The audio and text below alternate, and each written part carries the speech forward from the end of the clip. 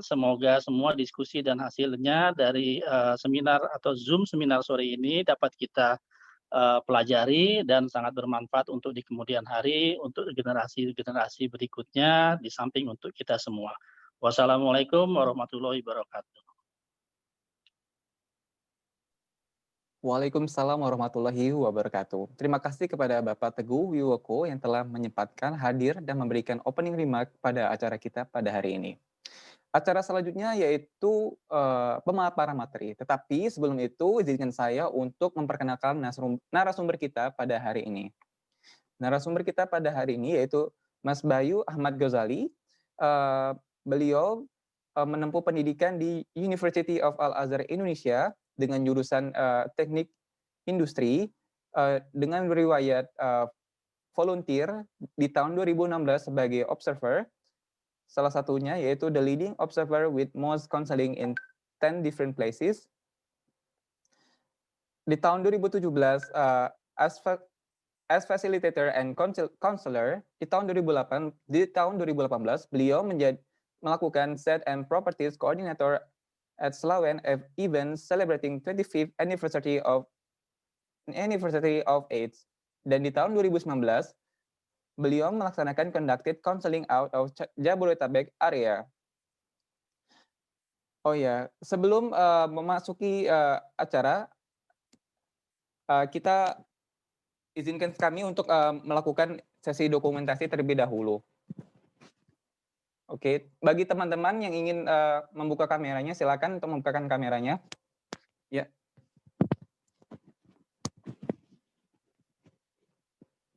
Kepada teman-teman operator, apakah sudah siap?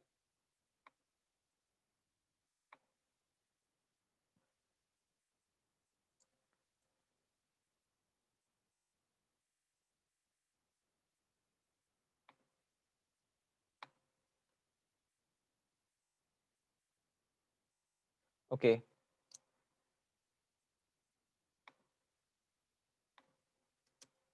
Silakan teman-teman yang ingin membuka kameranya. Ayo kita foto bersama.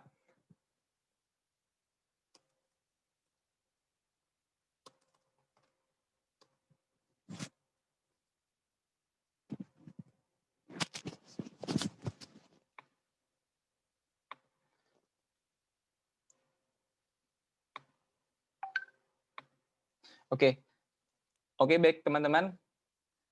1, 2, 3. Oke, sekali lagi. Oh, oke. Ini karena ada 5 slide, maka kami akan foto 5 kali ya, teman-teman. Oke, sekali lagi. 1, 2, 3. Lagi. 1, 2, 3.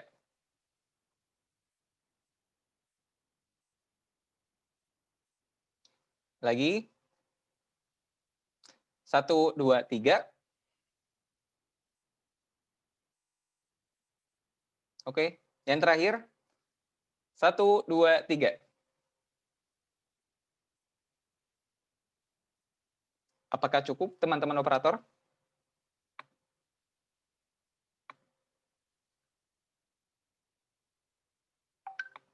Oke.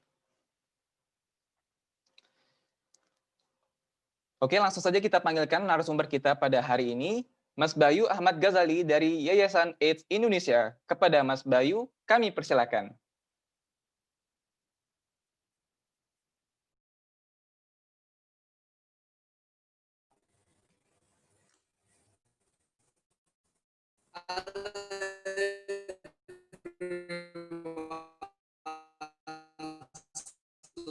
Selamat siang. Assalamualaikum warahmatullahi wabarakatuh. Salam sejahtera, saya Bayu Ahmad Ghazali dari Yayasan AIDS Indonesia, sharing mengenai HIV/AIDS penanganan. Terima kasih sebelumnya kepada Perhimpunan Pelajar Indonesia Filipina dan juga kepada Pak Teguh Weko selaku atas pendidikan dan kebudayaan Filipina. Oke, untuk mempersingkat waktu, saya mulai acaranya aja langsung ya. By the way, thanks before kepada Mas Robi telah repot-repot memperkenalkan saya siapa di Yayasan AIDS Indonesia. Thank you Mas Robi. Saya akan share screen ya. Oke.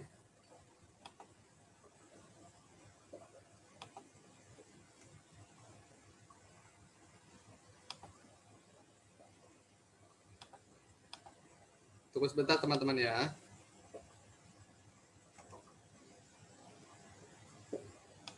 Untuk suara saya sendiri cukup jelas, dan untuk presentasinya apakah sudah terlihat share screen-nya di layar? Kalau untuk suara sudah jelas, Mas. Kalau share screen belum. Share screen belum ya? Oke, baik. Sebentar ya. Baik.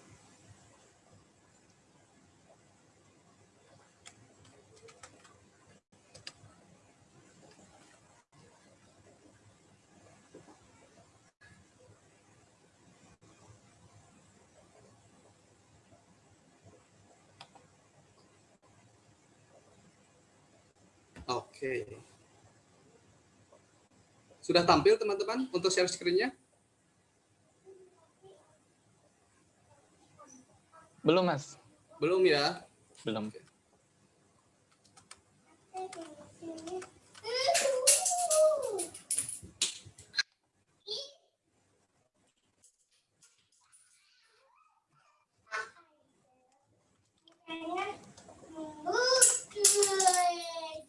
Mas, ini kami bantukan share screen, gimana? Sebentar ya, jaringan di saya agak sedikit kurang baik. Oke. Baiklah. Saya akan ulangi share screen-nya.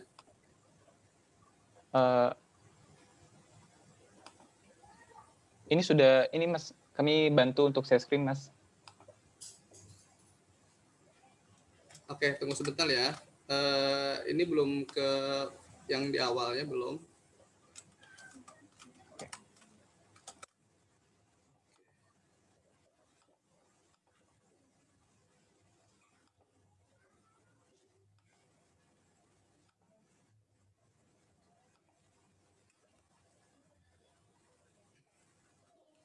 Sudah muncul? Share screen-nya? Sudah, Mas. Sudah. Sudah, oke. Ya, Baik ya, saya akan full screen ya.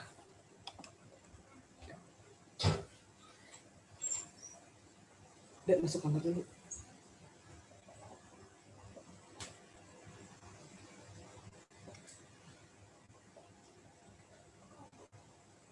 Oke, Microsoft PowerPoint saya tidak, mohon maaf teman-teman, untuk Microsoft PowerPoint saya tidak merespon. Oke, sip. Baik, sekarang udah muncul ya, udah full screen ya. Sudah, Mas. Sudah full screen ya? Sudah. Oke, baik. Nah, ini teman-teman, hari ini kita akan sosialisasi tentang HIV/AIDS, informasi dasar, HIV, stigma, dan penanganannya bagaimana.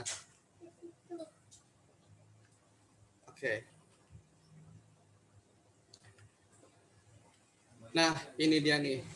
Kita tuh di Indonesia mempunyai sejarah mengenai HIV/AIDS itu sudah 31 tahun sejak 1987 ditemukan di Bali, teman-teman. Pada saat itu ada turis asal Belanda yang meninggal di Bali di Rumah Sakit Sangla. Ternyata pada saat diperiksa di dalam tubuhnya itu ada virus HIV-nya dan sudah mengalami beberapa gejala penyakit dan dinyatakan masuk ke dalam fase AIDS. Dari situ penularan di HIV di Indonesia sampai saat ini terus meningkat. Artinya, nggak cuma pemerintah aja nih yang bisa melakukan peranan untuk mengurangi atau men-stop angka penularan baru di masyarakat. Tapi kita juga untuk wajib membantu pemerintah ya teman-teman ya. Bahkan setiap provinsi, setiap kabupaten, dan setiap kota itu sudah terdapat odanya sekarang. Mungkin aja itu biasanya banyak yang kita tidak tahu bahwa tetangga kita ternyata oda ya kalau misalkan diperiksa. Nah, itu yang memang kita belum mengetahuinya sampai sedetail itu. Ini sama kasusnya seperti HIV/AIDS di Indonesia dari fenomena gunung es analoginya, teman-teman. Di Indonesia dari tahun 1987 sampai dengan tahun 2020 sekarang, HIV-nya itu tercatat angkanya ada di sekitar 377.560 orang yang sudah terinfeksi virus HIV. Dan yang sudah masuk ke dalam tahap AIDS itu ada 121.101 orang. Ini menurut laporan dari Kementerian Kesehatan triwulan keempat. Ya, artinya di akhir tahun 2019 kemarin. Oke. Ini adalah data kasus yang tercatat, teman-teman. Nah, maksudnya kayak gimana sih, Kak? Kalau misalkan contohnya gini, kita bayangin aja lagi ke Samudra Antartika gitu, ceritanya lagi jalan-jalan sama keluarga atau sama teman, kita melihat gunung es bahwa wah yang kita lihat itu ternyata gunung es besar juga ya. Saya baru lihat gunung es. Tapi ada satu teman lagi yang bilang bahwa gunung es tersebut yang di atas itu sebenarnya jauh lebih kecil daripada yang di bawah. Nah, ini analoginya adalah data yang tercatat HIV atau AIDS di sini sebenarnya jauh lebih kecil daripada yang tidak tercatat. Coba bayangkan seandainya seluruh orang Indonesia memeriksakan diri mengenai status apakah dia positif HIV atau udah masuk ke dalam tahap AIDS juga atau enggak. Kalau untuk datanya, bagaimana Kak kalau seandainya jika kita ingin mengetahui angka pasti total keseluruhannya yang terlihat sama yang tidak terlihat? Nah, sebenarnya itu tidak ada, tapi ada pendekatan secara statistik atau pendekatan secara perakiraan dari WHO menyebutkan bahwa jika kita ingin mengetahui jumlah HIV dan AIDS yang sebenarnya di suatu populasi, itu angka yang tercatat dikalikan dengan 100. Nah, contohnya di sini HIV. Pendekatannya bagaimana jika seandainya kita ingin mengetahui total HIV keseluruhan? Pendekatannya adalah angka yang tercatat ini 377.564 dikalikan dengan 100. Banyak dong. Nah, banyak sebanyak itulah yang tidak terlihat sebenarnya. Oke, teman-teman, dilanjut ya. Lalu untuk di data kasus HIV/AIDS ini dibagi per wilayah-wilayah yang populasinya besar banget nih HIV dan AIDS-nya. Untuk di Jakarta sendiri mendekati peringkat pertama untuk populasi HIV/AIDS-nya. Lalu untuk yang AIDS-nya itu yang paling banyak ada di Papua. Kenapa sih Kak kok banyak banget di Jakarta sedangkan AIDS-nya banyak di Papua? Jadi begini teman-teman, kalau di Papua itu akses untuk kesehatan, untuk melakukan terapinya, mungkin di sana aksesnya sangat terbatas sekali sehingga banyak dari orang-orang atau orang dengan HIV/AIDS di Papua tersebut tidak mengetahui informasi yang jelas mengenai terapi yang akan dilakukan untuk HIV/AIDS ini. Makanya dia masuk ke fase AIDS. Nah, kalau untuk HIV-nya itu kebanyakan di Jakarta. Jakarta adalah ibu kota Indonesia, kita tahu. Di sana banyak macam suku, budaya, ras, dan segala macam. Dan di sana pun adalah tempat berkumpulnya untuk melakukan pergaulan dan melakukan perilaku berisiko. Kalau di Jakarta, kenapa sih di Jakarta gitu? Ya memang di Jakarta kehidupan metropolitan yang seperti itu, saking bebasnya mungkin ya. Makanya banyak banget data HIV yang positif di Jakarta. Ini bukan suatu ini ya teman-teman ya, prestasi. Ini adalah suatu bencana juga kalau misalkan makin bertambah. Makanya kita perlu nih harus aktif tahu mengenai HIV/AIDS itu apa, penanganannya bagaimana, dan yang paling penting adalah cara untuk mencegahnya. Oke. Nah, teman-teman, kita langsung masuk ke pembahasan tentang HIV itu sendiri. HIV adalah suatu virus atau singkatan dari Human Immunodeficiency Virus. Jadi virus ini menyerang sistem kekebalan tubuh pada manusia ya, pada manusia bukan pada hewan. Oke. Nah, kekebalan tubuh di manusia apa? Nah, pokoknya ada ya, sel darah titik-titik gitu. Virus ini menyerang sistem kekebalan tubuh manusia sehingga kekebalan tubuh kita nggak ada. Maka dari itu kuman bakteri penyakit yang lain gampang masuk dong ke dalam tubuh kita dan berkumpul menjadi satu. Dari yang tadinya seandainya itu tidak mematikan atau penyakit sepele, bahkan itu bisa sampai dengan mematikan jika sel darah untuk kekebalan tubuh kita itu sudah dihancurkan oleh virus HIV ini. Nah, kalau kekebalan tubuh kita udah hancur, terus kuman bakteri penyakit yang lain berkumpul menjadi satu dalam tubuh kita, gimana Kak? Nah, inilah yang terjadi. Yang terjadi adalah masuk ke dalam fase AIDS. Fase AIDS itu singkatan dari acquired, artinya bukan keturunan. Jika ada orang yang positif HIV atau ibu yang positif HIV, anaknya pasti HIV enggak? Belum tentu, karena HIV itu tidak diturunkan secara langsung atau tidak diturunkan secara genetis, teman-temannya. Lalu immunodeficiency, artinya pertahanan tubuh kita yang berupa imun itu tidak berfungsi dengan baik. Lalu, kalau udah begitu gimana? Masuk ke dalam yang S sindrom, memiliki banyak gejala penyakit. Jadi nggak cuma satu, nggak cuma dua, bahkan bisa bermacam-macam. Sehingga contohnya di sini penyakit demam, batuk, diare, itu penyakit-penyakit yang biasanya 4 hari sembuh atau 5 hari sembuh. Tapi kalau udah fase AIDS ini udah masuk, maka dia bisa sampai dengan mematikan. awalnya sih nggak sembuh-sembuh. Pada akhirnya penyakit tersebut menguras imunnya dia sehingga dia udah nggak punya lagi sistem kekebalan tubuh yang baik untuk survive dan bertahan hidup. Kalau didefinisikan secara bahasa Indonesianya adalah AIDS itu apa sih? AIDS adalah sekumpulan gejala penyakit yang mematikan akibat menurunnya sistem kekebalan tubuh pada manusia. Jadi AIDS itu suatu fase atau suatu di mana jangka waktu untuk penurunan sistem kekebalan tubuh kita. Jadi ini bukan suatu penyakit ya, ini adalah suatu fase yang disebabkan oleh virus HIV. Kalau penyakitnya gimana? Penyakitnya ya penyakit bawaan itu sendiri atau penyakit oportunistik. Kayak yang tadi saya sebutkan, demam, diare, TBC, dan lain-lain. Oke. HIV gimana nih? Kalau misalkan masuk ke dalam tubuh kita, bagaimana sih Kak ceritanya gitu tiba-tiba bisa masuk? Nah, kan tadi HIV merusak sistem kekebalan tubuh kita. Di dalam tubuh kita, sistem kekebalan tubuhnya itu apa sih? Di dalam tubuh kita, sistem kekebalan tubuh yang paling dirusak oleh HIV adalah sel darah putih. Kalau sel darah putih ini, kita udah tahu dong bahwa fungsinya untuk menghalau kuman bakteri penyakit yang lain agar tidak masuk ke dalam tubuh kita. Bayangkan jika si sel darah putih ini tidak ada karena dimakan oleh HIV. Nah, ini ilustrasinya kalau sel darah putih itu menghalau kuman bakteri penyakit yang lain. Beda ceritanya kalau seandainya ada HIV. HIV ini yang warna ungu ya. Yang warna ungu sama yang warna kuning. Nah, yang warna hijau ini biasanya itu kuman bakteri penyakit yang lain atau yang bersembunyi di belakangnya. Biasanya yang kuman bakteri penyakit yang lain ini menunggu momen yang tepat sehingga tubuh kita itu udah nggak ada lagi sel darah putihnya atau sel darah putih kita itu sangat sedikit.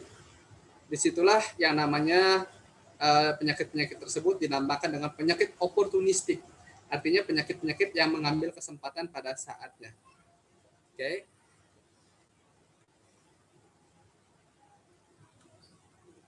Nah, pada akhirnya teman-teman, kalau seandainya tidak ada kekebalan tubuh, akibatnya memudahkan kuman bakteri penyakit yang lain masuk ke dalam tubuh kita dan berkumpul menjadi satu. Itu masuknya ke dalam fase AIDS. HIV, AIDS, sama nggak sih gitu loh. Ada banyak orang yang bertanya, HIV sama AIDS itu sama Kak. Tapi kalau kita melihat penjelasan atau sharing dari saya yang barusan, HIV dan AIDS itu berbeda. Berbeda dari mana? Udah jelas-jelas yang masuk duluan, yang terjadi duluan itu adalah HIV, baru ada AIDS ya. Jadi HIV itu yang menyerang sistem kekebalan tubuh. AIDS itu adalah fasenya di mana kekebalan tubuh kita udah nggak ada lagi atau hancur, lalu kuman bakteri penyakit berkumpul menjadi satu dan sampai dengan mematikan. Oke teman-teman. Selanjutnya, maaf sebentar. Nah, ini ada gambar-gambar orang, gambar-gambar cairan-cairan. Maksudnya apa sih? Nah, di sini maksudnya adalah HIV itu tidak serta-merta itu gampang menularkan atau mudah banget tertular. Ini adalah gambaran mengenai 3 syarat penularan. Di sini saya mau menekankan bahwa HIV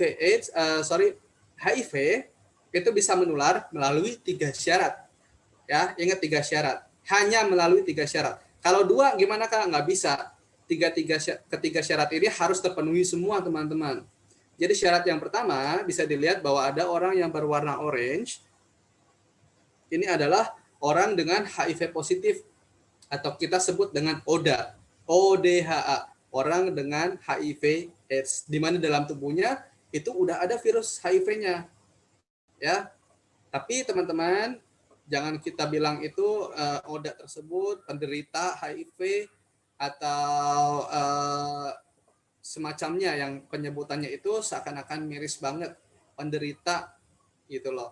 Padahal kita lihat bahwa kalau misalkan mereka mendengar kata menderita itu pasti bakalan menurunkan moralnya. Lebih baik kita menyebut ODA ini dengan ODA itu sendiri, orang dengan HIV AIDS. Ya, jadi tidak boleh mendiskreditkan. Ingat, kita harus mengurangi stigma yang ada. Oke. Selanjutnya itu syarat yang pertama, ada ODA di mana dalam tubuhnya itu ada virus HIV-nya. Lalu oda tersebut menularkan 4 media cairan. Nah, 4 media cairan di sini adalah syarat yang kedua. 4 media cairannya apa aja, Kak? Yang pertama cairan vagina, kedua cairan darah, ketiga air susu ibu, keempat cairan sperma. Dan yang terakhir syarat yang ketiga itu adalah orang yang negatif HIV dan dia terdapat lukanya. Lukanya di mana? Pasti bukan di sini ya lukanya ya. Lukanya itu ada mungkin di bagian tubuhnya yang lain, di mana 4 media cairan ini bisa masuk ke dalam jaringan darahnya si orang yang negatif HIV ini agar menginfeksi. Ya, jadi ada 3 syarat ya. Pertama ada ODA, kedua 4 media cairan, cairan vagina, cairan darah, air susu ibu, dan cairan sperma. Dan yang ketiga, adanya luka di orang yang negatif HIV. Ada contohnya di sini seandainya ada orang yang mau ini teman-teman, mau menolong orang yang kecelakaan. Ternyata orang yang kecelakaan tersebut adalah ODA. Nah, orang yang menolongnya itu tidak tahu bahwa orang tersebut itu ODA. Tangan dari orang yang negatif ini terkena darah ODA, tapi di tangannya itu tidak terdapat lukanya. Tidak terdapat lukanya ya.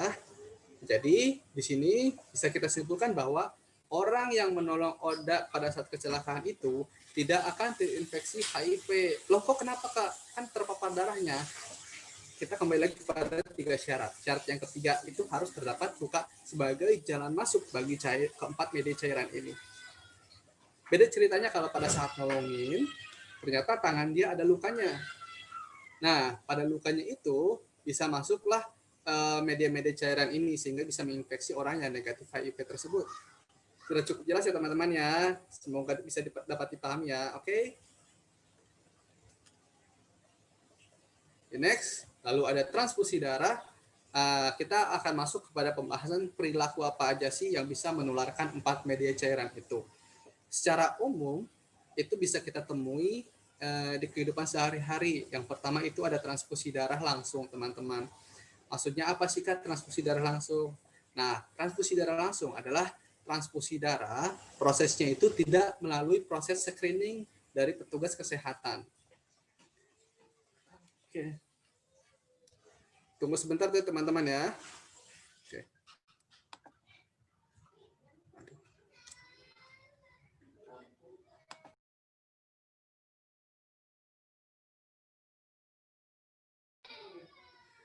Saya lanjut dulu ya tanpa video saya ya. Oke. Nah, ini mengenai transfusi darah tadi. Kalau di Indonesia itu memiliki transfusi darah yang dilakukan oleh PMI dan dia melalui proses screening teman-teman.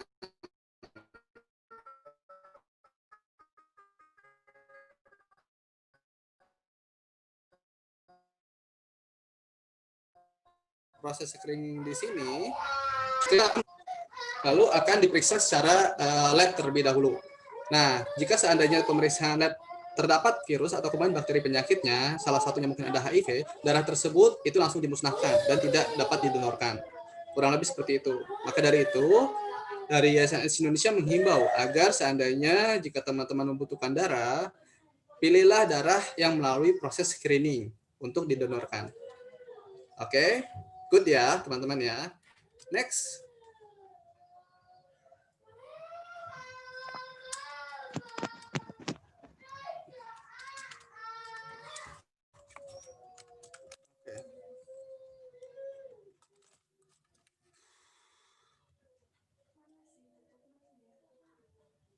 Ya, tunggu sebentar teman-teman ya, ini nggak bisa di next.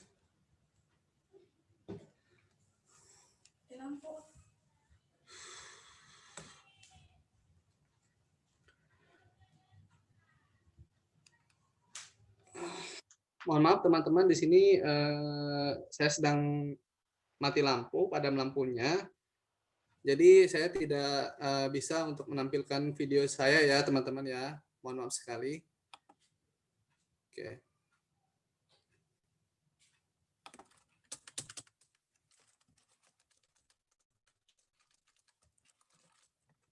Oke, selanjutnya untuk pembahasannya itu mengenai cara penularan. Saya bakalan saya reshare teman-teman ya. Ini ada terjadi kendala untuk ininya. Saya akan reshare kembali PowerPoint-nya.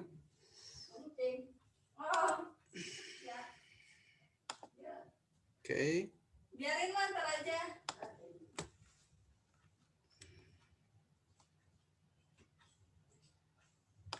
Sekarang sudah terlihat Mas Robi untuk PowerPoint-nya? Sudah Mas, sudah. Oke.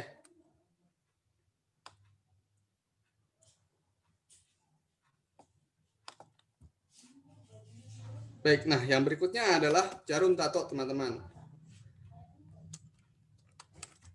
Jarum tato itu bisa menularkan HIV melalui jarumnya, di mana jarum tato yang berbahaya adalah jarum tato yang dipakai secara bergantian. Ini yang biasanya dilakukan oleh tato artis di pinggir-pinggir jalan untuk menghemat budget mereka dalam membeli jarum tato. Mengingat bahwa harga dari jarum tato itu cukup atau relatif mahal.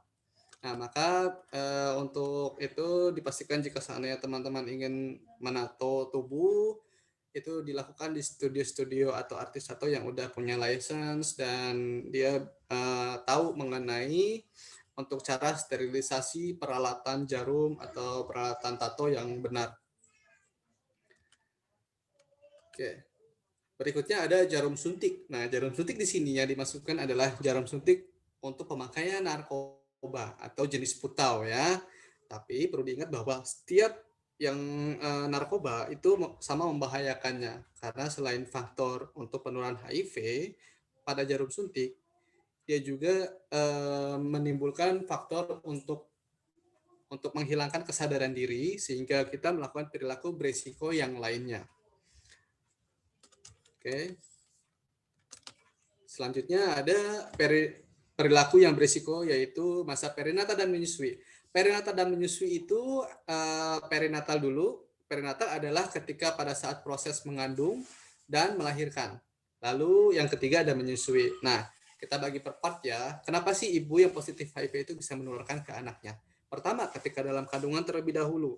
Ketika si ibu dalam kandungan, mungkin si ibunya mengalami gizi buruk sehingga plasenta yang dimana fungsinya untuk menyaring segala nutrisi yang masuk ke dalam bayi dari ibu ke bayi itu rusak dan di situ terjadi seperti untuk infeksi dan bisa terjadi penularan dari cairan darah juga dan bisa terjadi di situ untuk plasentanya.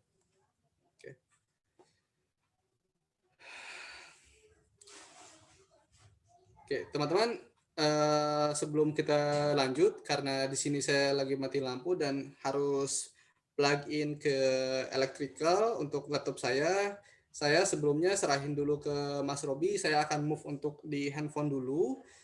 Nanti setelah saya login kembali, saya akan beritahu bahwa nanti akan lanjut kembali. Untuk itu, saya persilakan kepada Mas Robi untuk sementara mengambil alih dulu sharing sessionnya. Terima kasih. Oke, terima kasih Mas. Tidak apa-apa.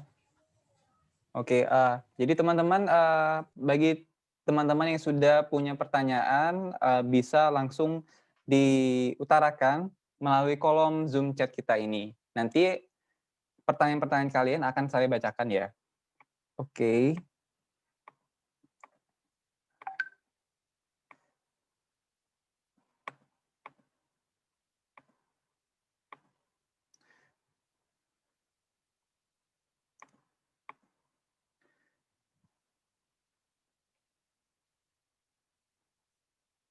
Oke, jadi teman-teman, berdasarkan materi tadi, ternyata kasus-kasus yang kita tahu selama ini, kasus-kasus AIDS itu seperti fenomena gunung es ternyata. Ternyata kasusnya itu jauh lebih banyak dibandingkan apa yang dilaporkan. Dan juga untuk teman-teman sendiri yang belum tahu apa itu HIV, HIV itu adalah Human Immunodeficiency Virus, yaitu virus yang menyerang sistem kekebalan tubuh pada manusia, sehingga tubuh menjadi rentan terhadap serangan penyakit.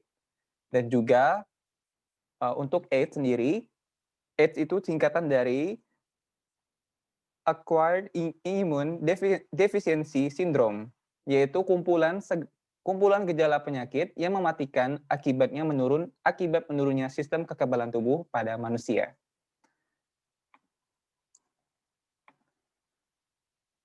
Nah, jadi kalau tadi kan sudah dijelaskan kalau misalnya HIV itu virus HIV itu menyerang sistem kekebalan tubuh kita. Yang dimana di sini yaitu sel darah putih, sehingga sel darah putih yang tadinya bertugas untuk melindungi tubuh dari serangan bakteri, virus, dan kuman penyakit menjadi berkurang jumlahnya, sehingga kita jadi gampang sakit. Begitu teman-teman.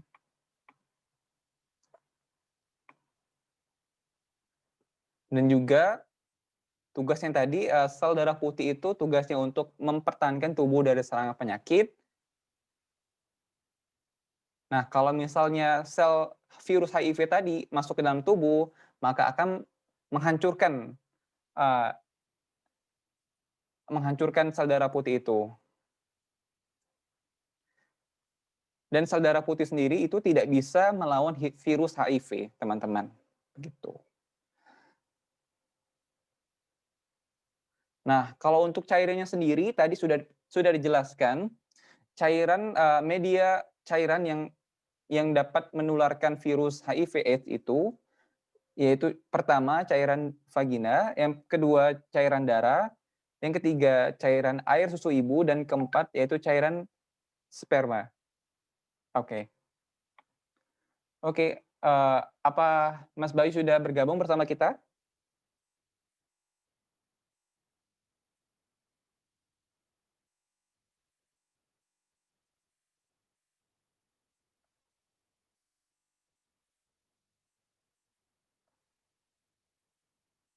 Oke, juga tadi sudah disinggung nih. Oke. Untuk teman-teman operator, untuk di unmute Mas Bayunya.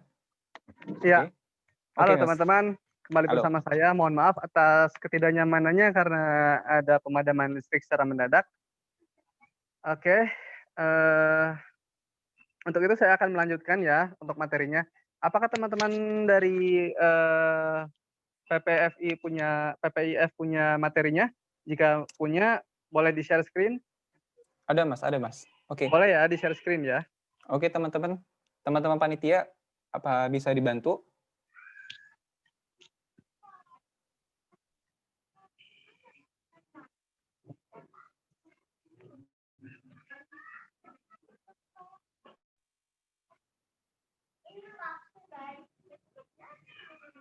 Oke, ada teman-teman?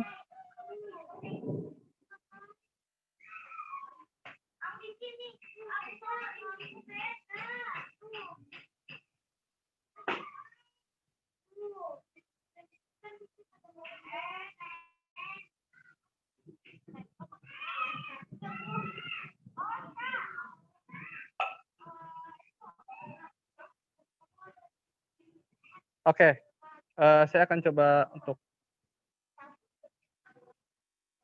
untuk lanjut dulu ya teman-teman ya. Nah, untuk perilaku beresiko selanjutnya, itu tadi kan kita sudah sampai jarum suntik. Kita lagi menjelaskan tentang masa perinatal dan menyusui.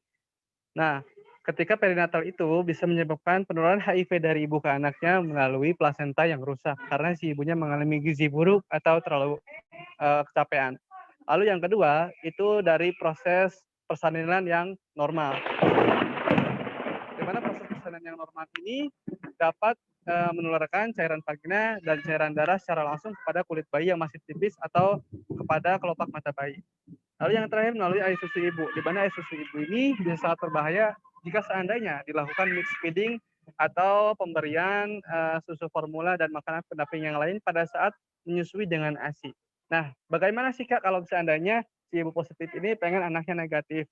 Oh, kalau misalnya itu gampang aja. Yang penting itu konsultasi ke dokter, diterapi dengan obat ARV secara teratur, dijaga kesehatannya, lalu pada saat proses melahirkan pada saat proses melahirkan, itu dianjurkan untuk melakukan proses secara sesar.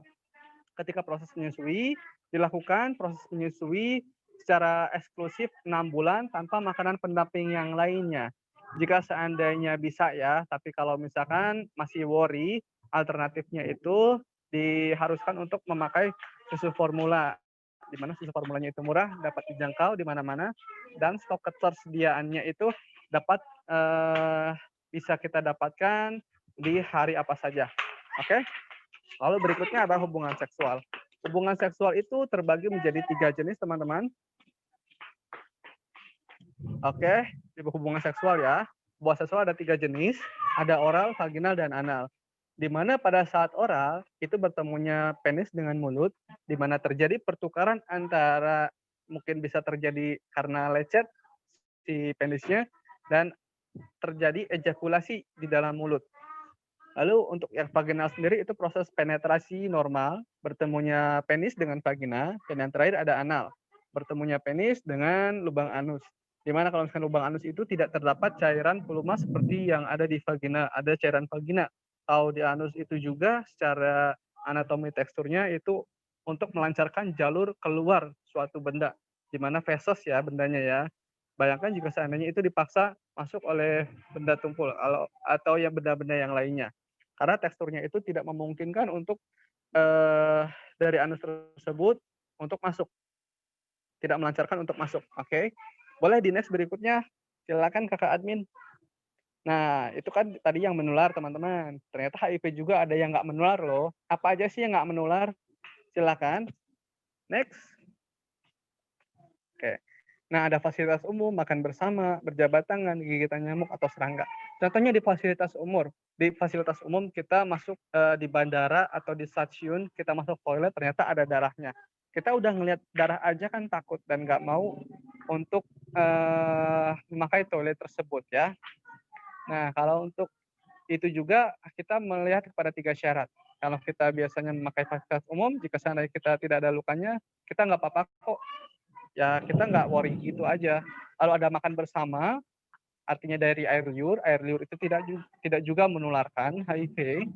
Lalu berjabat tangan, di mana jabat tangan biasa juga enggak, dan gigitan nyamuk. Kalau nyamuk itu kan notabene adalah mengisap darah bukan memumpah darah. Jika seandainya ada pertanyaan, Kak, kalau misalkan seandainya nyamuk itu habis hinggap di oda terus hinggap di orang yang negatif HIV, gimana caranya? Pertanyaannya, apakah nyamuk itu mau bagi-bagi darah? Contohnya dari darah oda, misalkan darah odanya nggak enak, buang di orang yang negatif HIV darahnya. Kan nggak mungkin juga kayak gitu. Nyamuk punya pikiran kayak gitu. Nah, selain itu, darah jika seandainya udah di luar inangnya, udah di luar tubuh manusia, maka HIV tersebut tidak bisa survive.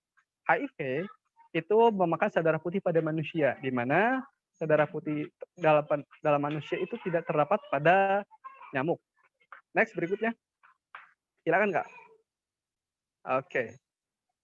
Ada berpelukan, berciuman, bekerja bersama. Tapi kita perlu perhatikan bahwa berciuman itu tidak tidak bisa bebas kita lakukan juga. Dalam arti berciuman tidak menularkan melalui air liur teman-teman ya.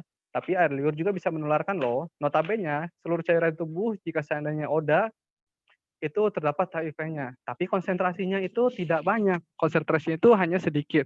Kalau seandainya dari air liur membutuhkan konsentrasi 3/4 galon. 3/4 galon, bayangkan. Banyak sekali dong ya. Nah, baru bisa menularkan dan harus ditularkan secara bersamaan 3/4 galon tersebut. Nggak mungkin dong. Nah, tapi berciuman jika seandainya ciumannya itu terjadi French kiss, gigit-gigitan sampai berdarah, atau giginya sampai copot, berlumuran darah. Nah, itu yang paling berbahaya karena ada luka ya, ada luka, bisa bertukar darah di situ. Oke. Selanjutnya next Kakak. Nah, next lagi boleh? Oke, ini ada perjalanan HIV menuju ke AIDS, di mana contoh kasusnya ada seseorang itu memakai jarum suntik jenis narkoba. Pada keesokan harinya, dia periksa ke dokter. Dia ingat bahwa yang pakai bareng dengan dia adalah temannya yang positif HIV atau ODA. Lalu pada hari pertama diperiksa ternyata darahnya tuh negatif. Tapi pada saat dokter bilang, tenang aja, jangan tenang dulu maksudnya, jangan tenang dulu. Kalau HIV itu mempunyai window period di mana 3-6 bulan harus dilakukan cek secara berkala untuk memastikan apakah kamu benar-benar positif atau negatif. Nah, pada bulan ketiga ternyata si orang ini periksa kembali dan ternyata dinyatakan kelihatan sehat tapi udah positif. pada saat itu pula dokter menganjurkan bahwa kamu harus minum obat ARV atau antiretroviral. Diminumnya secara teratur, itu ada 2 kali sehari, ada 1 kali sehari, dan tidak boleh telat. Nah, jika seandainya telat, maka virusnya itu resisten dan dosis ARV-nya itu bertambah menjadi ke lini 2. Dan itu udah tidak gratis lagi biasanya. Lalu ternyata si orang ini bandel nggak mau minum obat ARV. Maaf Mas Bayu, mungkin ngomongnya bisa dipelankan sedikit. Teman-teman kita banyak yang kesulitan gitu Mas. Oh iya, mohon maaf. Baik, slow but sure ya. Mohon maaf Mas. Iya, nggak apa-apa. Thank you Mas Robi. Silakan, Jadi, di bulan ketiga ini teman-teman, pemeriksaannya udah positif, dianjurkan untuk minum obat ARV. Karena obat ARV ini dirasa ribet minumnya 2 kali sehari, ada juga dosis tinggi 1 kali sehari, maka si orang ini nggak mau minum obat ARV. Karena dokter udah bilang kalau udah kena obat ARV, maka dikonsumsi obat ARV seumur hidup. Kenapa kok seumur hidup? Karena HIV tidak bisa dibunuh oleh obat ARV. Fungsi dari obat ARV sendiri adalah untuk melapisi sel darah putih kita agar tidak bisa diserap protein atau sel-sel yang dibutuhkan untuk HIV berkembang atau bereplikasi. Nah, jadi obat ARV ini bukan untuk membunuh virus HIV, tapi fungsinya adalah menonreaktifkan virus HIV terhadap sel darah putih. Kurang lebih seperti itu. Sehingga lanjutan fungsinya adalah untuk menekan laju pertumbuhan HIV dalam tubuh sehingga sel darah putih kita bisa meningkat. Imun kita bagus lagi. Itu poinnya. Nah, kita kembali kepada cerita orang yang tadi. Di bulan ketiga orang yang tadi itu bandel nggak mau minum obat. Lalu berjalan sampai dengan 5 tahun, sampai ke 8 tahun, dia mulai mengalami gejala-gejala fisik. Yang pertama berat badan, turun secara mencolok. Kedua, sering merasa lelah. Ketiga, sering demam disertai keringat tanpa sebab yang jelas. Lalu yang keempat, pemesaran kelenjar di leher, ketiak, dan lipatan paha. Tapi teman-teman, semua gejala-gejala itu bukan menjadi patokan awal bagi kita untuk menilai seseorang apakah positif HIV atau tidak. Satu-satunya cara untuk tahu tentang positif atau enggaknya itu melalui hasil atau surat tes HIV-nya itu sendiri. Ya, yang dikeluarkan oleh pihak kesehatan atau petugas kesehatan setempat. Next, Kakak boleh lanjut. Silakan. Sehingga nih pada tahun ke-6 sampai tahun ke-10 aja dia udah masuk ke dalam tahap AIDS. Di mana tahap AIDS ini udah nggak ada lagi dia mempunyai gejala udah mempunyai lagi sel darah putih atau sistem kekebalan tubuh. Sehingga dia bisa meninggal karena penyakit-penyakit yang berkumpul dalam tubuhnya tersebut ya. Oke. Boleh di next? Silakan. Oke. Dek, jangan Dek. Nah, lalu ada grafik CD4. Ini CD4 itu adalah jenis sel darah putih yang dimakan atau makanan utama dari HIV. Nah, ini kalau misalkan kolom yang 0 sampai dengan 1600, yang sebelah kiri ke atas ya, kolom yang vertikal ya, itu adalah jumlah CD4 yang biasanya yang dipunyai oleh manusia pada umumnya. Berkisar antara 1000 sampai dengan 1600. Ini yang terjadi pada orang yang positif tadi, di mana dia mempunyai timeline 1 sampai 10 tahun untuk yang grafik yang horizontal itu adalah timeline-nya, di mana grafiknya itu turun kan teman-teman ya. Dari tahun keberapa aja itu udah mulai gejala-gejala penyakit yang lain. Sampai dengan CD4-nya itu sudah tidak ada lagi atau 0. Itu tanpa obat ARV. Ya. Mas Bayu, maaf, waktu kita tinggal 2 menit lagi, apa bisa disingkat saja penjelasannya? Boleh, ya. Boleh dilanjut ya. Dilanjut ya. Jadi pada intinya obat CD4 ini digunakan untuk menekan laju pertumbuhan virus. Nah, saya mau kasih aja ini bagaimana kita mau untuk mencegah HIV, melakukan rumusan ABCDE. Boleh di next ke slide ABCDE, silakan teman-teman.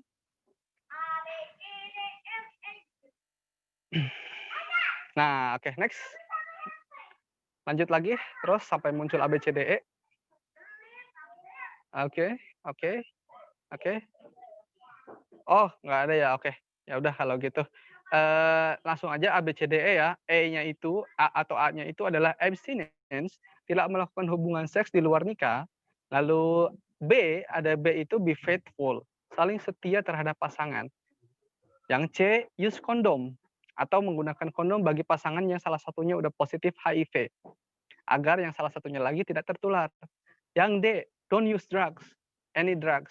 Nggak boleh gunakan narkoba jenis apapun. Dan yang E, equipment, menggunakanlah peralatan yang steril. By the way, WHO mempunyai pesan bahwa kita harus melakukan getting to zero. Untuk merealisasikan getting to zero itu terbagi menjadi 3 zero. Zero yang pertama adalah zero HIV, new HIV infection atau 0 angka penularan yang baru. Zero yang kedua adalah zero related AIDS to death, atau kita mengurangi angka kematian karena dia udah masuk ke dalam tahap AIDS. Yang zero yang ketiga itu zero di stigma and discrimination. Jadi nggak boleh kita memiliki pandangan buruk terhadap ODA sehingga kita mempunyai aksi pengucilan terhadap ODA. Cukup sekian dari saya. Terima kasih. Silakan saya kembalikan kepada Mas Robi. See you. Oke, terima kasih Mas, luar biasa sekali materinya. Sekarang kita masuk ke sesi tanya jawab. Untuk teman-teman yang ingin bertanya, silakan untuk menanyakan di kolom Zoom chat. Nanti pertanyaannya akan saya bantu bacakan ya. Oke, Mas, di sini sudah banyak sekali pertanyaan yang masuk. Pertanyaan pertama yaitu ada yang bertanya nih Mas, kalau misalnya apakah berhubungan seks melalui dubur lebih beresiko kena HIV dibanding melalui vagina atau seks oral, Mas? Halo, Mas Bayu. Halo, iya, baik. Langsung dijawab nih. Iya, langsung saja, Mas. Baik kalau gitu. Sebenarnya kalau untuk faktor risiko itu bergantung kepada populasi seberapa persen atau seberapa banyak yang melakukan hubungan seks tersebut secara anal. Hubungan seks secara anal juga kan sekarang trennya itu tidak hanya laki-laki seks dengan laki-laki, tapi juga ada laki-laki seks dengan perempuan, itu juga bisa dengan anal. Dan faktor resikonya ini memang besar. Kenapa disebut besar? Karena untuk lubang anus sendiri, sorry to say, itu tidak seelastis vagina. Kan tadi sudah saya sempat singgung juga bahwa struktur atau lapisan struktur dari anus tersebut itu melancarkan benda agar keluar dari anus. Untuk melancarkan benda keluar dari anus, bukan melancarkan benda masuk ke dalam anus. Maka bayang dong kalau misalkan masuk itu kayak dipaksa sehingga akan terjadi luka-luka. Nah, kalau untuk faktor resikonya sendiri itu sebenarnya relatif, tergantung kepada data kasus di suatu lingkungan, apakah banyaknya itu bagaimana. Oke, Mas, kita lanjut Ya, saja terima kasih. ke pertanyaan kedua, yaitu bayi yang baru lahir dari ayah dan ibu yang positif HIV, apakah anak tersebut lahir dalam keadaan positif HIV atau setelah mendapatkan ASI dari ibu kandungannya? Gimana, Mas? Oke, baik Mas Robi. Jadi anak tersebut secara biologisnya itu HIV karena tidak diturunkan secara genetik, maka secara lahirnya dia tidak dia tidak positif HIV. Kalau dia positif HIV, bisa kemungkinan pada saat proses melahirkan dia terpapar melalui proses yang normal ya Mas Robi ya. Dia terpapar darah dari ibu, cairan vagina itu masuk ke dalam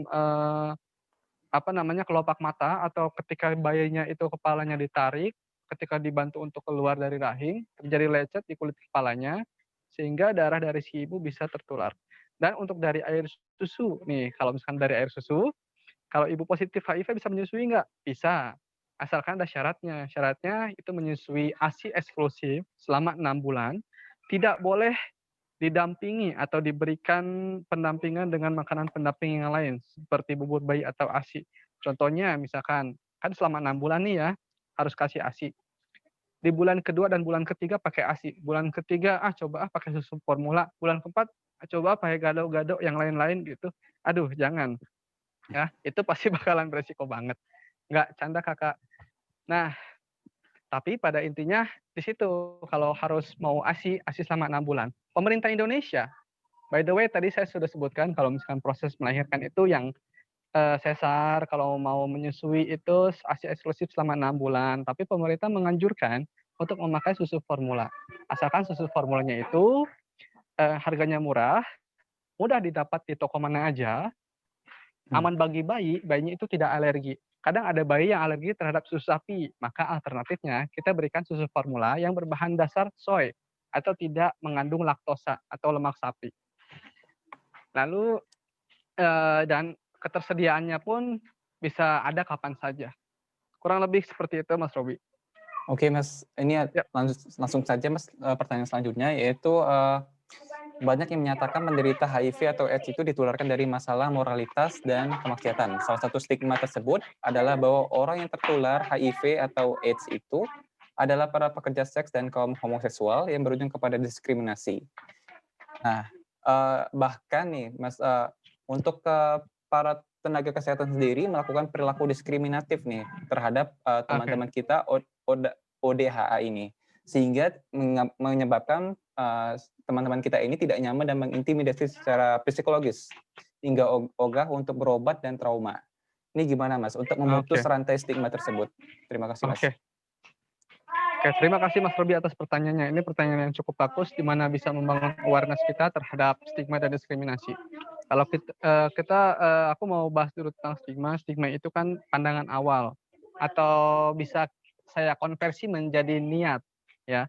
Niat kita untuk mendiskriminasi. Kalau diskriminasi adalah aksi perbuatan yang nyata, hasil dari niat tersebut. Kalau niatnya udah jelek, pasti hasilnya bagaimana? Nah, pasti jelek juga. Itu sama seperti stigma atau pandangan buruk terhadap Oda. Padahal Oda tersebut itu berhak mendapatkan kehidupan yang layak seperti manusia pada umumnya. Mereka yang berbeda hanya terdapat virusnya aja dan mengonsumsi obat ARV setiap hari. Tidak ada kata penderita bagi mereka, dan kita sama-sama aja kok, kita juga butuh makan. Sama halnya seperti itu. Nah, untuk menanggapi yang bagaimana kalau misalkan seandainya masih perilaku diskriminatif tersebut di lingkungan masyarakat. Kalau untuk di petugas medis sendiri sebenarnya itu harusnya udah nggak ada, tapi itu kembali lagi kepada daerahnya masing-masing bagaimana SOP atau prosedural dalam menangani HIV dan AIDS, khususnya untuk ODA, khususnya untuk anak dengan HIV dan AIDS, ataupun untuk lingkungannya. Biasanya setiap wilayah atau setiap daerah itu tidak merata, karena ini kurangnya informasi dan konseling dari masyarakat luas dan mungkin mereka kurang dalam mengakses informasi tersebut. Nah, makanya sekarang Yayasan AIDS Indonesia ini dalam menyambut Hari AIDS Dunia mempunyai program namanya Relawan Nasional. Kita kan namanya Yayasan AIDS Indonesia. Mungkin waktu kemarin-kemarin kita lebih concern ke Jabodetabek karena berbagai keterbatasan. Sekarang itu kita udah melebarkan sayap dengan program Relawan Nasional ini agar informasi HIV/AIDS ini, stigma dan penanganannya itu sampai di masyarakat luas, bahkan sampai dengan ke pelosok-pelosok. Nah, kurang lebih seperti itu, Mas Robi. Oke, silakan. Mas. Ini ada lagi pertanyaan nih, Mas. Dari laporan dari UNAIDS atau program PBB untuk HIV/AIDS menyebut situasi penanganan HIV di Indonesia masih jauh dari kata mumpuni, bahkan menjadi salah satu yang terburuk di Asia Pasifik. Meski pemerintah sudah memiliki program khusus penanggulangan HIV, tetap setiap tahunnya makin cukup besar. Mengapa hal itu terjadi, Mas? Seberapa serius pemerintah dalam melakukan penanggulangan dan langkah-langkah apa saja yang sudah dilakukan? Oke, berarti ini kita mengacu pada program pemerintah ya, Mas Robi ya. Mas. Nah, program pemerintah sendiri di sini itu kembali lagi kepada daerah masing-masing seperti yang saya bilang. Di setiap daerah itu mempunyai program atau unit penanganan HIV dan AIDS-nya, terutama untuk bagian penyuluhannya itu masih berbeda-beda informasinya. Mungkin informasi di daerah A sama di daerah B itu sangat minim atau berbeda. Ada informasi yang kurang. Misalkan di daerah Jakarta informasinya lengkap ya sampai dengan program pencegahan dari ibu ke anak. Tapi untuk contohnya mungkin di Papua sana, program pencegahan dari ibu ke anak itu sangat kurang. Nah, selain itu juga kan kita berbicara tentang supply chain dan sustainability dari obat ARV tersebut. Itu kembali lagi kepada pemerintah untuk mendistribusikannya. Kalau seandainya selama ini ada yang kurang untuk mengakses obat ARV-nya, biasanya itu dilakukan subsidi silang atau rujukan ke eh, pusat kesehatan yang memang sudah menjadi daftar di mana ada obat ARV tersebut di situ. Nah, program pemerintah sendiri salah satunya kan itu tadi PPIA. Selain itu juga ada bimbingan dan konseling. Dan sekarang kalau udah di kota-kota besar seperti Jabodetabek, di setiap puskesmas itu mempunyai unit penanganan HIV/AIDS secara khusus tersendiri. Seperti saya pernah contohnya visit ke puskesmas Kelapa Gading, di sana itu ada dokternya, ada perawatnya. Bahkan mereka lebih expert soal mengenai cara menangani ODA dan sudah hafal bagaimana dosis-dosis takaran obat ARV yang biasa diminum oleh ODA tersebut. Selebihnya sih kayak gitu Mas Robi, karena mungkin dari masyarakat itu sendiri kurang mengakses informasi dan tidak memanfaatkan kemajuan teknologi tersebut sebagai bahan untuk kita mencari tahu lebih dalam mengenai HIV/AIDS. Jadi timbullah mungkin lebih makin banyak. Karena kita aja dengar HIV/AIDS sama kayak dengar COVID yang baru-baru loh Mas Robi. Contohnya, wah ada COVID nih, COVID 3 hari aja orang bisa langsung meninggal. Pada nyatanya ada orang yang pernah terkena COVID biasa-biasa aja tuh katanya kalau misalkan terkena COVID.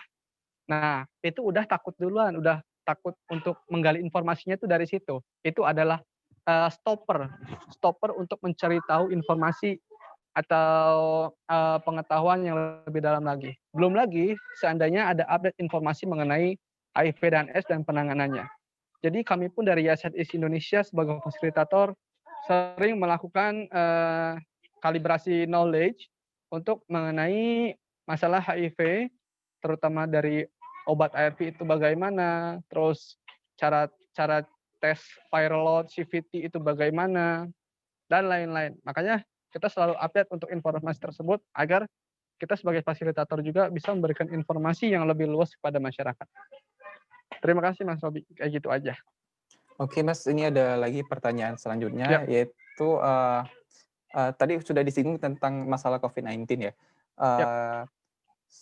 Bagaimana rantai manajemen pelayanan kesehatan bagi ODAH? Apakah terdampak pandemi COVID-19? Apakah ada tantangan pengobatan untuk HIV/AIDS di masa pandemi ini? Dan juga apakah pengobatannya tetap terjamin untuk teman-teman kita ini, Mas? Oke, ya, seperti itu. Baik. Pertama untuk pengobatannya sendiri ya, pengobatannya apakah terjamin atau tidak? Kalau pengobatan itu sendiri untuk obat ARV tetap dipasok atau disuplai, tapi mungkin di sini agak sedikit agak punya protokol khusus aja ketika udah masuk ke COVID-19. Kayak mungkin ada pengecekan dari sebelum itu kayak rapid test dulu mungkin untuk mengambil obat ARV dan ada berkas-berkas khusus di setiap instansi itu. Untuk mengambil obat ARV tersebut itu juga proseduralnya berbeda-beda di setiap instansi kesehatan. Tapi kalau untuk di puskesmas itu hampir rata sih. Yang penting ada surat ya menyatakan diri bahwa dia positif HIV dan ada hasil tesnya.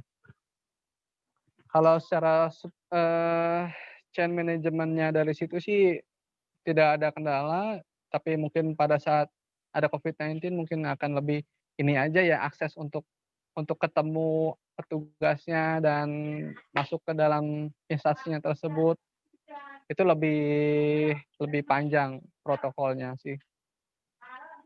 Oke, Kurang Mas. lebih gitu Mas Robi. Iya. Bisa dijelaskan ya Mas secara singkat saja tentang prosedur gitu ya, bagaimana misalnya untuk teman-teman kita yang masih mungkin takut gitu ya, untuk prosedur pengecekan gitu-gitu, mungkin ada biayanya kah, atau mungkin teman-teman yang masih umur 18 tahun apakah harus ditemani orang tua seperti itu Mas? Ada nggak Mas prosedur seperti itu? Ya. Oke. Baik, terima kasih. kalau prosedur ya berarti ya, prosedur untuk pengecekan apakah seseorang positif HIV atau enggak. Yang pertama pasti dia itu mempunyai rasa insecure bahwa dia pernah melakukan perilaku apa aja nih belakangan ini gitu yang pertama. Terus yang kedua, dia itu harus memenuhi syarat VCT, VCT ya, VCT.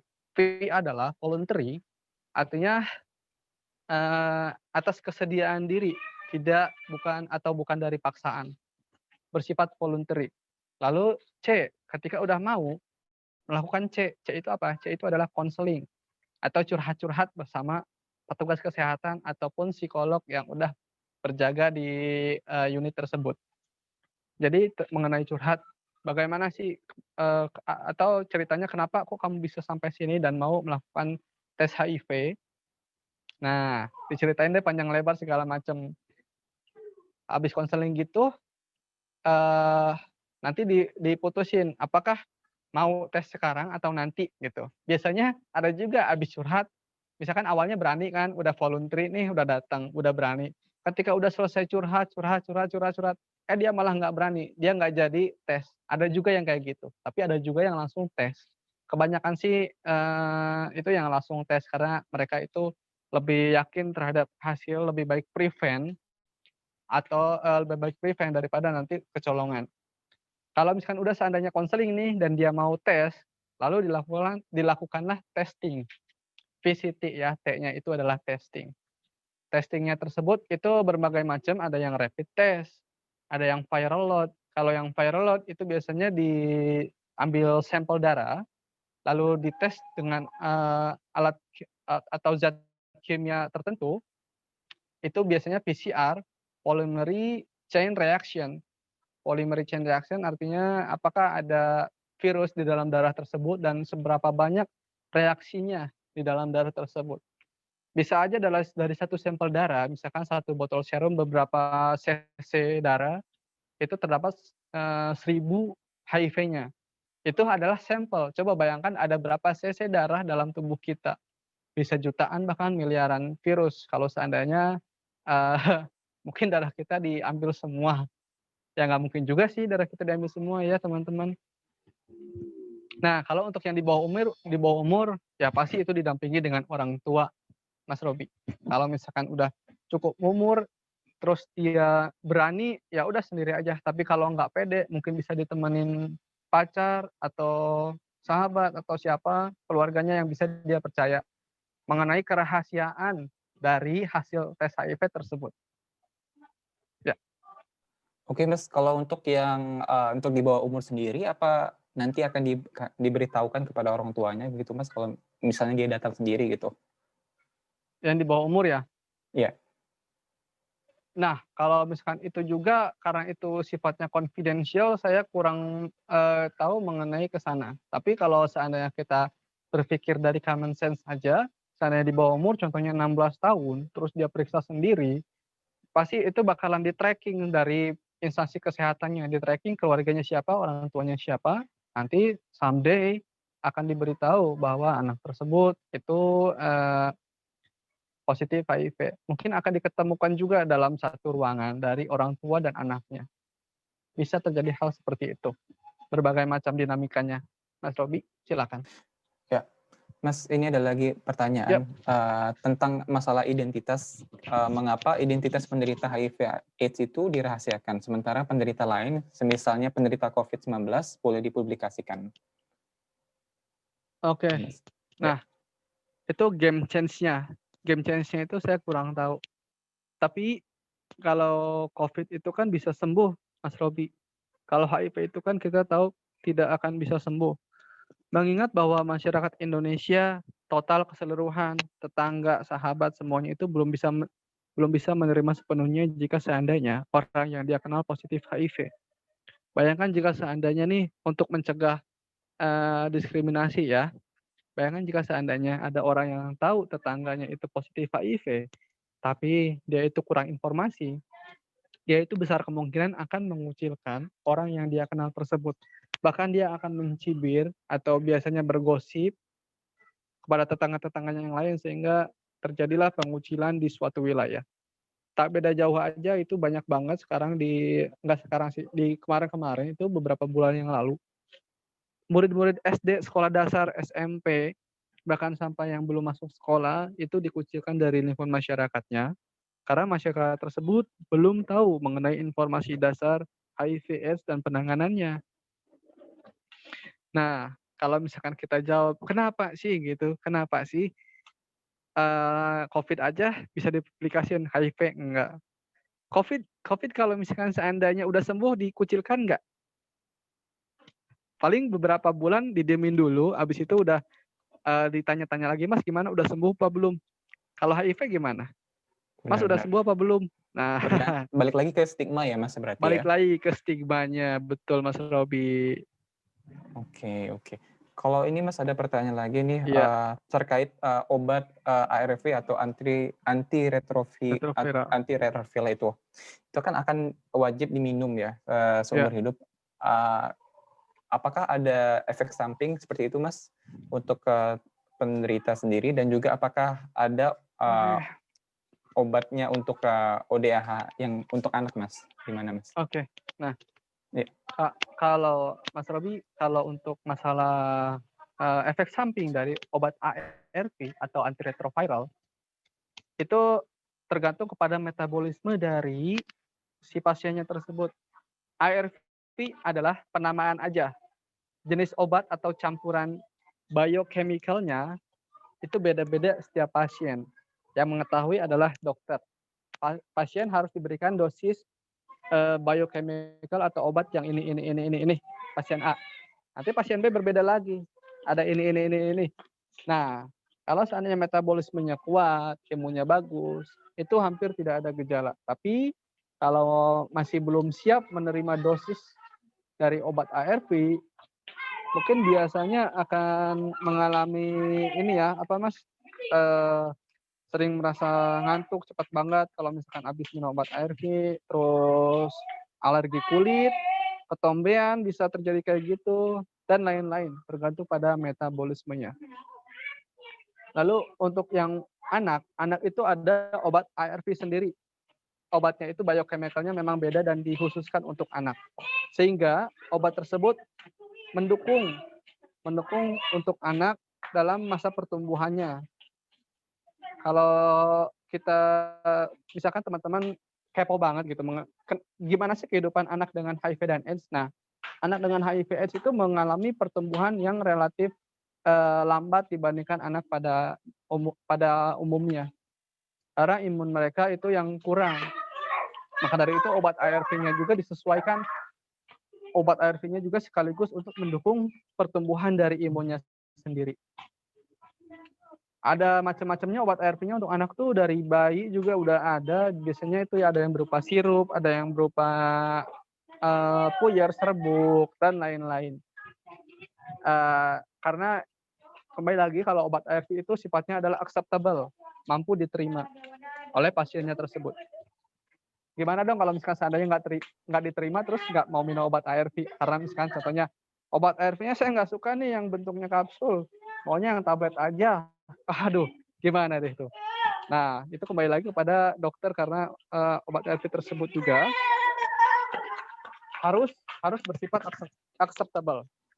Terima kasih Mas Robi, kurang lebih seperti itu. oke Mas, itu Mas ya berarti, untuk anak-anak sendiri udah ada tersedia berarti ya, obat Udah, ARV dalam bentuk sirup ya tadi ya? ya, Ini Mas ada pertanyaan lagi terkait, ARV dan juga, apa sih, pemerintah, peran pemerintah gitu. Seberapa, besar peran pemerintah sekarang itu dalam menanggung, atau menolong teman-teman ODH ini dan juga, apakah ARV tahap 2 itu ditanggung sendiri? oke, Gimana Mas? baik, terima kasih Mas Robi. Nah, untuk pemerintah sendiri sih dalam membantu teman-teman ODA, itu udah pasti dalam pemberian obat ARV ya. Obat ARV lini pertama itu gratis, dan sekarang kabarnya, untuk lini kedua pun itu udah gratis. Yang nggak gratis itu lini ketiga atau dosis yang lebih tingginya lagi. Baiklah Mas, Iya, ini ada lagi Mas bertanya tentang, PrEP. Apakah PrEP sudah ada di Indonesia, Mas? PrEP. Ya. Bentar ya Mas Robi ya. PrEP dalam arti di sini apa Mas? Mungkin jenis pengobatan ya, Mas ya? Oke. Nah, PrEP ini sendiri sih udah preparation artinya ya, maksudnya ya. Preparation Oke. dalam untuk jika seandainya ada orang positif HIV. Itu sudah ada Mas. Kalau untuk PrEP itu ada programnya itu, program 1, program 2, program 3, program 4 dari lingkungan masyarakat luas sampai dengan lingkungan yang terkecil di rumah tangga. Di Indonesia itu sudah ada. Kalau untuk lebih detailnya lagi, mungkin teman-teman bisa mengakses dari Kementerian Kesehatan. Terkhusus untuk di unit penanganan di HIV/AIDS atau di penyakit menular seksual, biasanya itu udah include di situ program-programnya. Sudah ada, Mas Robi. Oke. Untuk pasokan sendiri gimana, Mas? Untuk ketersediaan dari ARV sendiri ini, bagaimana upaya untuk menstabilkan rantai pasokan, apalagi kan terlebih di situasi COVID-19 ini? Baik, Mas Robi. Kalau untuk di ranah situ, jujur, to be honest, dari SNS Indonesia sendiri belum mendapatkan informasi mengenai hal tersebut.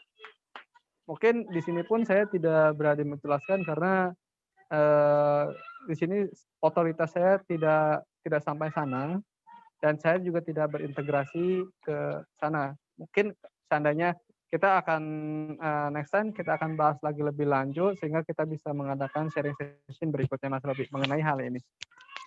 Silakan. Oke, baiklah Mas.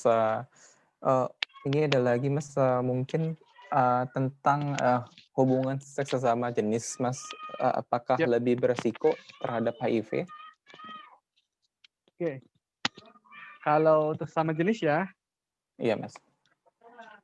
Artinya sesama jenis itu sebenarnya itu kembali lagi juga itu relatif kepada lingkungan sekitar. Karena lingkungan itu adalah faktor yang paling berpengaruh pada pergaulan atau pola hidup seseorang atau suatu kelompok.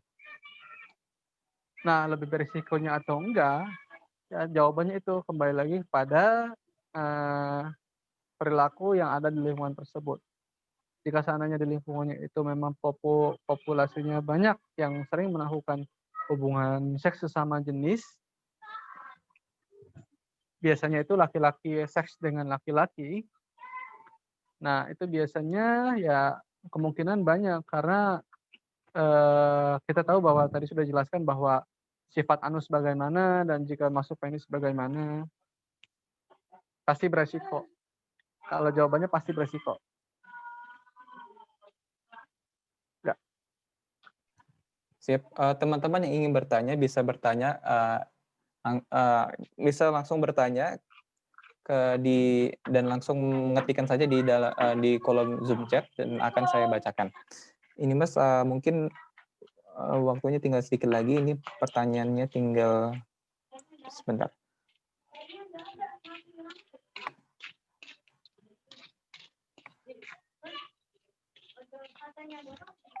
Ini Mas mungkin pertanyaan tentang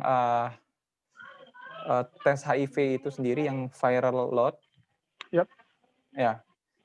Ini ada yang bertanya, tes tersebut yaitu tes jumlah virus mengukur berapa banyaknya human immunodeficiency virus atau HIV dalam darah. Yep. Itu kapan Mas harus menjalankan tes tersebut dan bagaimana prosesnya? Okay. Dan apa yang harus dilakukan sebelum dan sesudah menjalankan tes tersebut? Oke, baik Mas Robi. Ya. Nah, kalau kita punya pertanyaan, kapan sih gitu kita harus tes? Kita harus melihat lagi kepada slide di mana perjalanan HIV dan AIDS. Nah, kalau kita lihat bahwa HIV dan AIDS itu kelihatannya ada di 5 sampai dengan 10 tahun. Contohnya gini Mas Robi. Ada seseorang udah melakukan perilaku berisiko, melakukan hubungan seks bebas ya. Seks bebas dengan orang yang tidak diketahui oleh dia. Tapi pada saat udah 5 tahun berjalan, di tahun ke-5 dia mendapatkan informasi HIV dan AIDS tersebut. di mana udah dikupas tuntas mengenai viral load itu atau tes jumlah virus dalam kandungan darah. Nah, pada saat itu dia akan melakukan tes HIV. Sebenarnya kalau misalkan dia tahunya itu di tahun ketiga, tahun kedua, pasti dia juga melakukannya dong. Benar nggak? Nah, jawabannya adalah kapan sih melakukannya? Kapan aja ketika kita sadar harus melakukan tes tersebut. Ketika kita mengingat bahwa belakangan ini, contohnya terjadi suatu suatu perilaku beresiko yang kita sengaja atau yang enggak kita sengaja. Nah, jawabannya bisa kapan aja. Kalau udah kita sadar nih, oh ternyata kemarin juga secara nggak sadar saya baru dapat donor darah dari si B, orang asing gitu, ya. Tapi darahnya itu tanpa melalui proses screening terlebih dahulu. Kan tuh orangnya langsung datang aja kan ke sini gitu, langsung ambil darahnya, terus nggak diperiksa sama PMI dulu. Nah itu yang bikin worry-nya di situ. Segeralah tes PCT. Kalau udah penanganannya setelah tes PCT bagaimana? Setelah tes PCT jika seandainya dinyatakan positif, maka wajib mengonsumsi obat ARV seumur hidup. Dosisnya nih Mas Robi nih, ada yang 2 kali 12 jam, contohnya minum jam 7 pagi, nanti minumnya lagi jam 7 malam. Kan 2 kali 12 jam ya.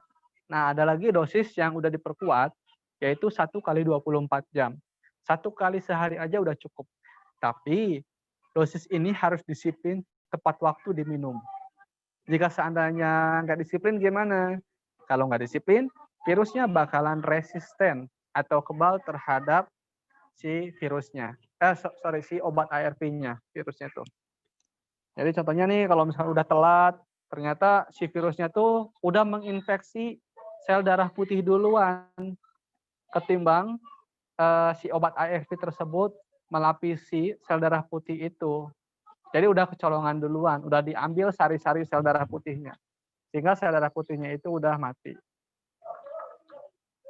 Nah, kalau seandainya kita dinyatakan negatif, kita syukur gitu negatif, dan kita harus melakukan pola hidup yang sehat. Jauhi yang namanya perilaku berisiko. Begitupun yang udah positif dan rajin mengonsumsi obat ARV, hindari perilaku yang beresiko agar infeksinya itu tidak makin parah gitu.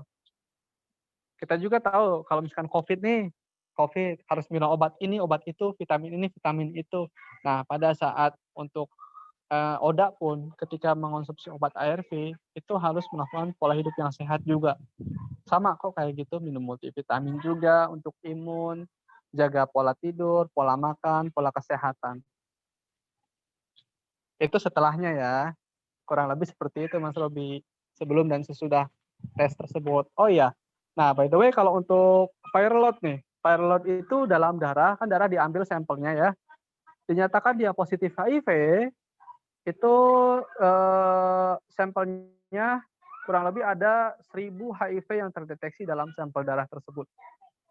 Jika seandainya kurang dari 1000, nah kita kembali lagi ke window period, bahwa masa inkubasi atau masa pengembangan virus di dalam tubuh tersebut itu membutuhkan waktu 3 sampai dengan 6 bulan.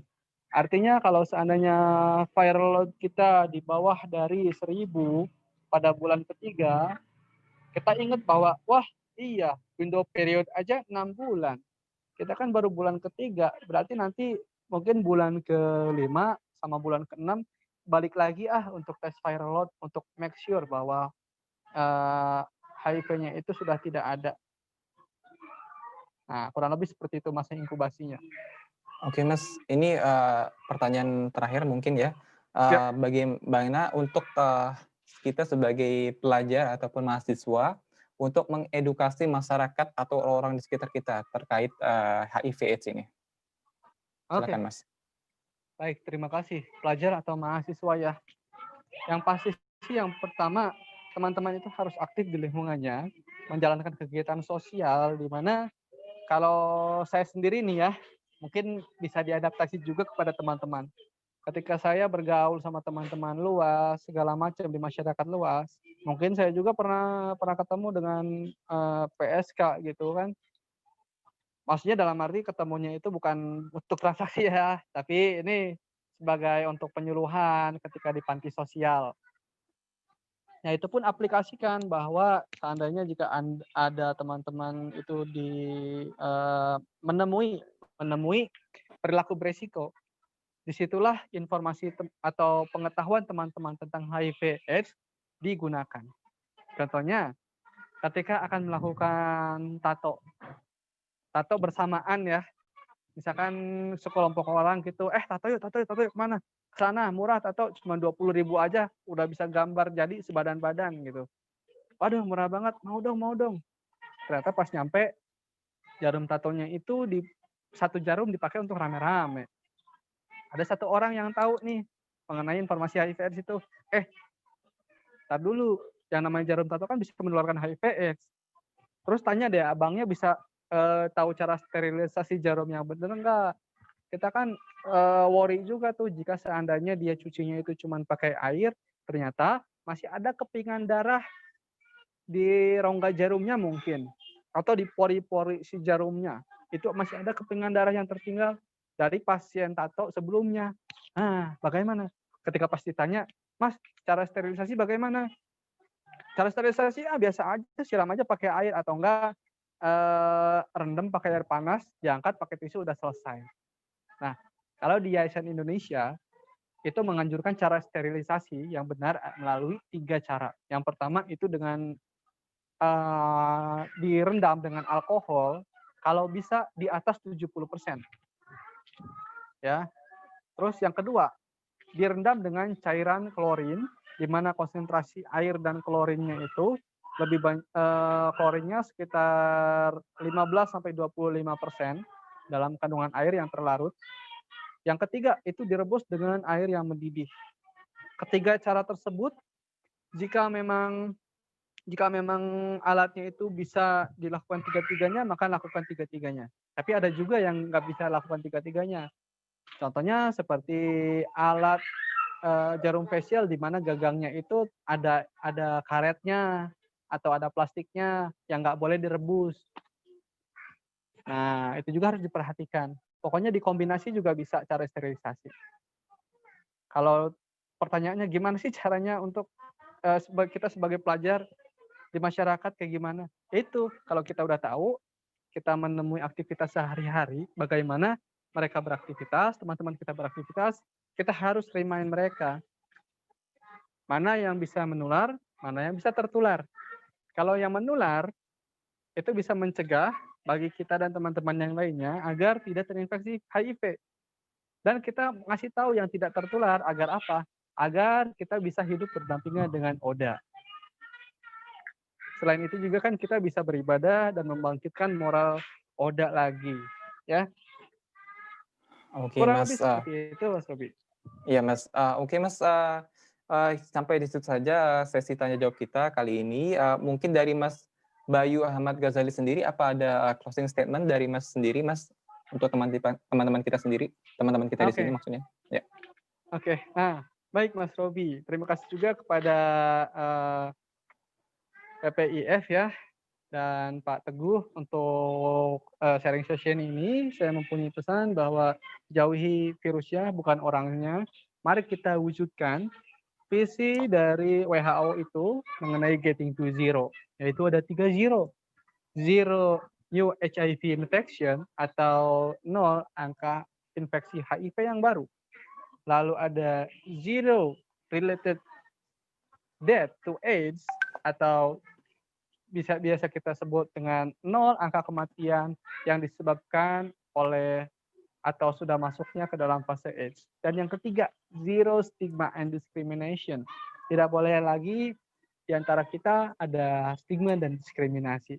Jangankan ke ODA, kadang-kadang di kita aja, di orang yang negatif HIV masih ada stigma dan diskriminasi mengenai hal yang lainnya.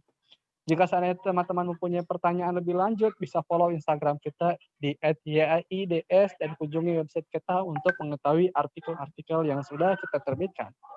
Kurang lebih sekian ya Mas Robi, jika seandainya ada salah kata dari saya mewakili SNS Indonesia, mohon maaf yang yang sebesar-besarnya dan berterima kasih atas waktu dan tempatnya. Wah, terima kasih banyak Mas Bayu Ahmad Ghazali itu ya teman-teman. Jadi jauhi virusnya bukan jauhi orangnya ya. Oke.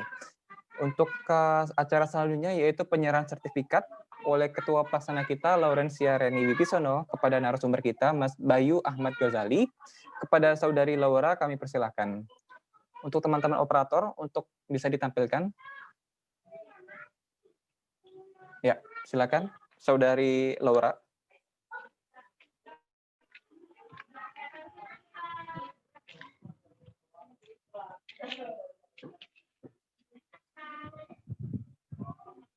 Baik, terima kasih Saudara Robi. Sertifikat ini diberikan kepada Mas Bayu Ahmad Ghazali atas partisipasinya sebagai narasumber dalam webinar PPI Filipina untuk menyambut Hari AIDS Sedunia 2020 dengan tema kupas tuntas kesehatan seksual, informasi dasar HIV, stigma, dan penanganan yang diadakan pada hari Minggu pada tanggal 29 November 2020 yang ditandatangani oleh saya sendiri, Laurencia Reni Wibisono, Ketua Panitia, dan Akila Devina Hananto, Ketua Umum PPI Filipina tahun 2020-2021. Terima kasih kepada Saudari Laura. Oke, untuk sebelum menutup acara kita pada hari ini, ada baiknya kita menutup acara dengan memanjatkan doa seraya berharap materi yang telah kita dapatkan dapat berguna dan bermanfaat. Kami persilakan kepada Saudara Muhammad Nur Huda untuk memimpin doa menurut ajaran agama Islam. Kepada Saudara Huda, kami persilakan. Terima kasih, Mas Robi. Bismillahirrahmanirrahim. Assalamualaikum warahmatullahi wabarakatuh. Mari kita sejenak mengangkat kedua tangan kita, seraya menundukkan kepala untuk merenungkan, memanjatkan doa, dan meminta kepada Allah Subhanahu wa Ta'ala agar apa yang kita lakukan dalam kegiatan hari ini diridhoi oleh Allah Subhanahu wa Ta'ala. A'udzubillahi minasyaitonirrajim. Bismillahirrahmanirrahim.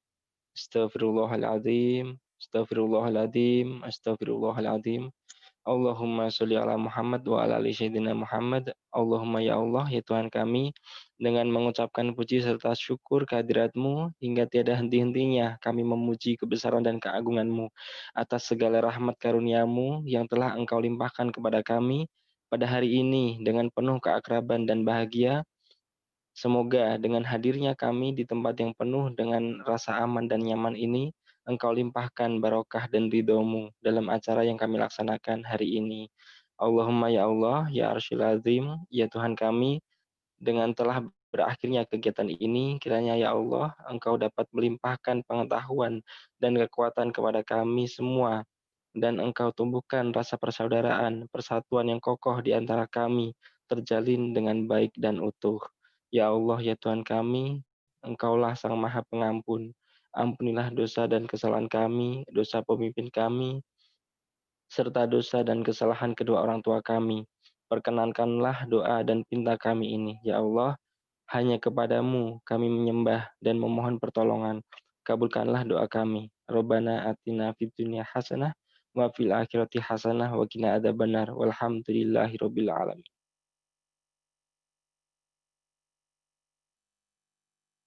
Terima kasih kepada Saudara Huda. Kemudian kami persilahkan kepada Saudari Lista Lydia Napitulu untuk memimpin doa menurut ajaran agama Kristen. Kepada Saudari Lydia, kami persilahkan.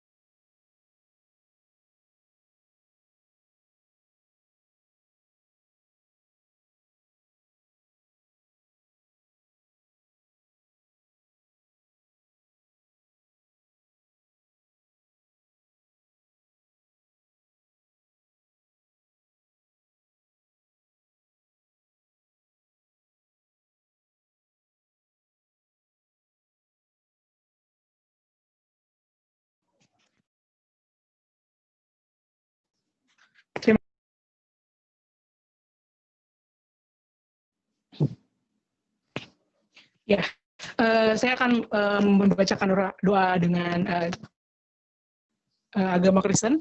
Bagi teman-teman yang menganut agama Kristen, boleh ikut berdoa dengan saya. Mari kita bersama doa. Ya Bapak, terima kasih karena Tuhan, terima kasih untuk segala berkat-Mu, terima kasih untuk materi hari ini Tuhan, terima kasih untuk materi yang sangat-sangat bagus Tuhan hari ini dari Kak Bayu. Berarti semua materi yang sudah kami serap Tuhan Yesus ke dalam otak kami Tuhan. Kiranya ya Bapak, kami dapat bisa mengedukasi orang-orang di sekitar kami Tuhan tentang HIV dan AIDS Tuhan. Kiranya Tuhan Yesus kami bisa menghapus stigma Tuhan Yesus jelek Tuhan tentang HIV dan AIDS kepada teman-teman kami orang-orang Indonesia dimanapun kami berada Tuhan, kami yang ada di Filipina, kami yang ada di Indonesia, dan kami yang ada di seluruh dunia Tuhan Yesus. Berkati Tuhan orang-orang setiap kami yang ada di sini Tuhan, kiranya Tuhan kami dapat bisa menjaga diri kami Tuhan Yesus, dan juga menjaga orang lain Tuhan Yesus dari penyakit apapun itu ya Bapak, COVID-19, HIV apapun itu. Terima kasih Tuhan atas segala berkat-Mu, dalam Tuhan Yesus kami bersyukur. Haleluya, amin.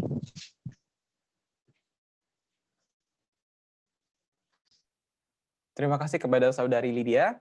Teman-teman, untuk link evaluasi sendiri bisa segera diisi sekarang di kolom Zoom chat kita ya. Terima kasih. Terima kasih kepada hadirin dan teman-teman yang sudah ikut hingga akhir acara. Terima kasih juga kami ucapkan dari Perhimpunan Pelajar Indonesia Filipina atau PPI Filipina untuk Mas Bayu Ahmad Ghazali yang sudah menyempatkan waktunya, para tamu hadirin, Pak Teguh Wiwoko, serta pihak-pihak yang terkait yang telah mensukseskan acara kita pada hari ini. Saya Robi Rahman Arsyidiki dan narasumber kita Mas Bayu Ahmad Ghazali pamit undur diri. Nantikan webinar dan kegiatan seru dan bermanfaat lainnya dari PPI Filipina. PPI Filipina, Kekeluargaan, Integritas, Kolaborasi. Wassalamualaikum warahmatullahi wabarakatuh. Salam 24 jam. Sampai jumpa. Terima kasih Mas Bayu.